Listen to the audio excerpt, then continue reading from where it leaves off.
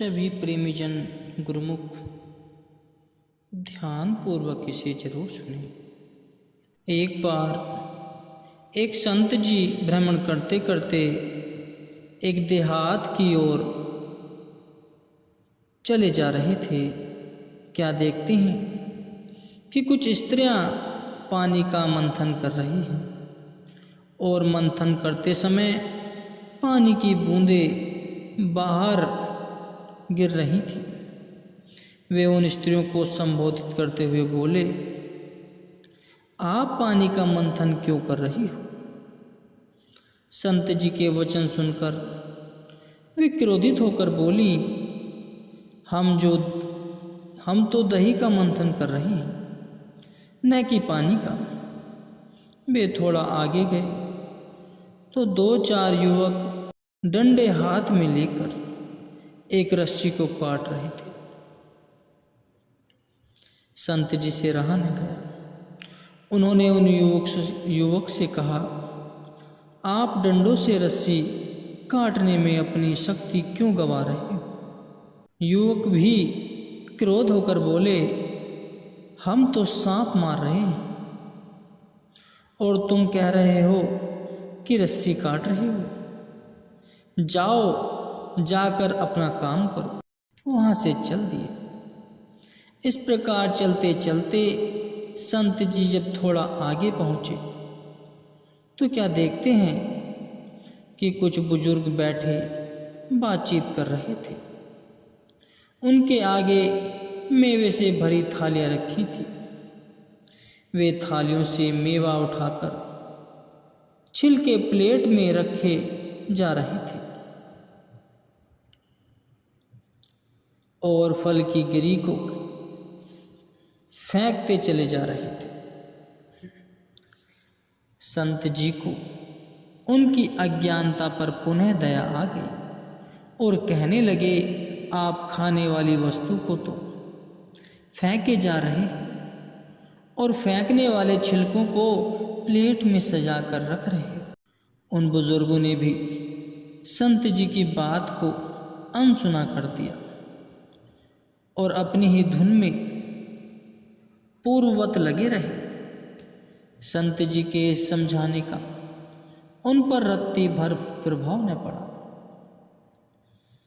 घूमते घूमते संत जी गांव के दूसरे छोर पर आ पहुँचे। कुछ व्यक्ति बर्तन को रस्सी से कुएं में लटकाकर पानी खींच रहे थे। जैसे ही संत जी की दृष्टि उनके बर्तन पर पड़ी तो यह देखकर हैरान हो गए कि बर्तन में पानी के स्थान पर हरी भांग थी।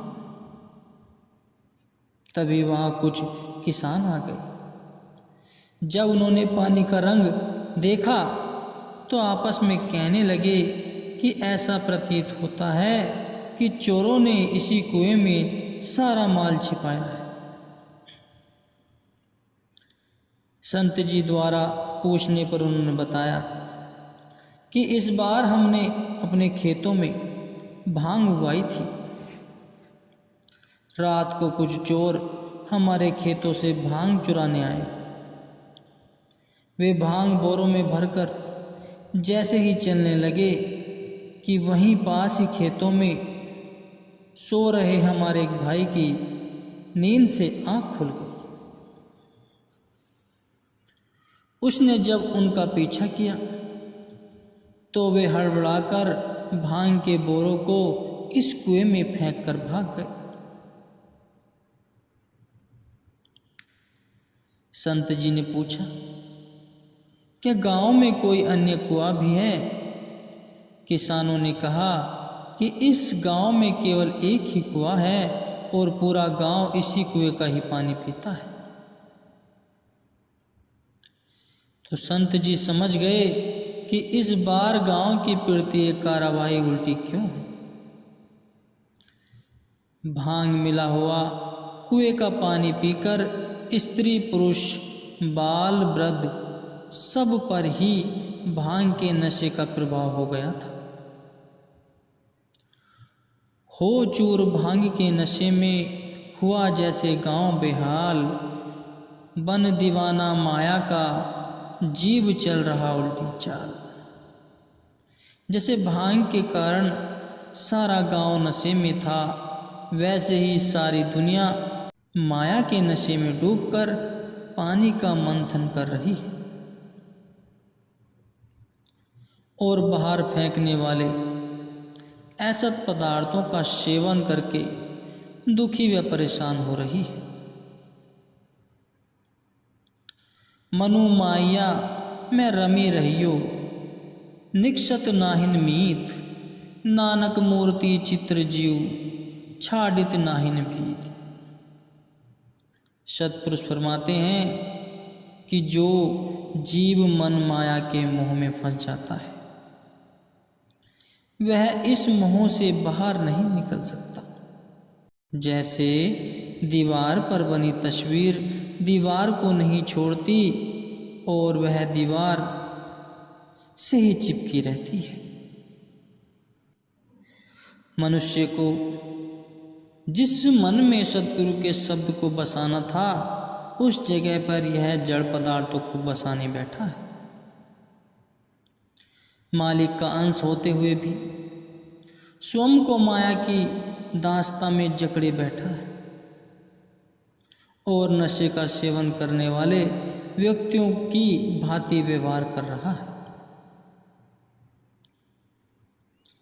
जीव माया के भुलावे में आकर अपनी सत्ता को भूल बैठा है। वह यह भूल बैठा है कि परमपिता परमात्मा की अंश होने के कारण उसमें उनकी सब शक्तियां विद्यमान हैं। उसने माया के संग अपने मन की प्रीति को जोड़कर सच को त्याग दिया है। यह जीव नाम रूपी रत्न को छोड़कर माया रूपी कोड़ियां एकत्र करके प्रसन्न हो रहा है।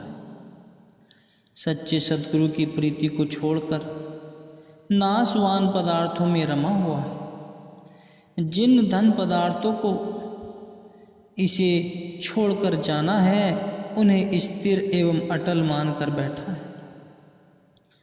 जो मृत्यु टाले नहीं टलती, उसे दूर मानकर भूला बैठा है। उस धन पदार्थ को एकत्र करने के लिए दिन रात पुरुषार्थ करता है, जिसे अंत में छोड़ जाना है। जो मनुष्य इसका सदैव संगी सहाई है, उसे यह विस्मृत करके बैठा है, भूला बैठा है। इसी तरह जीव माया से प्रेम करके भयानक भवकूप में गिरे पड़े।